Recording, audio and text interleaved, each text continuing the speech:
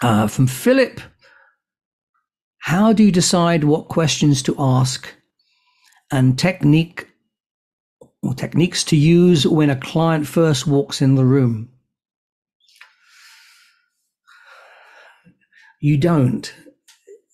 You can't possibly, if you're Ericksonian, you can't possibly decide ahead of time what questions to ask when they walk in the room.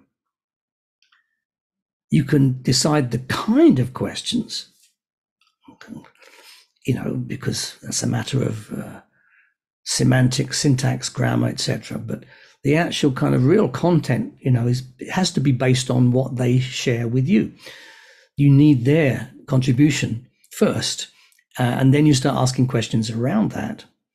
So you can be very open-ended to start with, so you get some content-based answers. But you don't decide before, when they first walk in. You need to engage with them first. And also likewise with techniques, the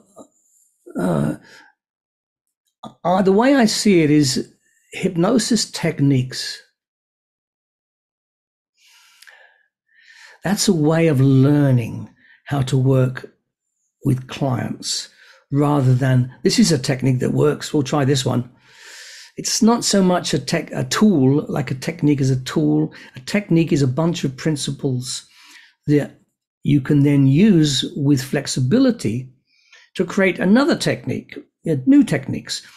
So it's almost like every time you work with a client, you're not necessarily doing the same thing over and over again using the same technique. But you are using the principles behind a technique, but using it in a different way depending on the client. Go back to what I said earlier about the leisure of interest, So somebody likes to listen to music, or they like to go walking, or they like to do painting. Okay, they're different activities, right? So you would use the principle of evoking the trance from within the leisure activity, but you don't use your leisure activity, which would be like a technique. Make sure they're always going to be walking along a beach every time. Some people hate beaches, You have to utilize what they've got. So a technique isn't something that's fixed. And so it's not something you can decide before when the client first walks in.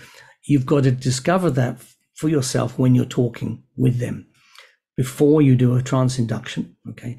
And as they go into hypnosis, you're still investigating and researching what works for them by watching how they respond, because they're communicating the whole time, of course. Every time you interact, there's going to be a response from them.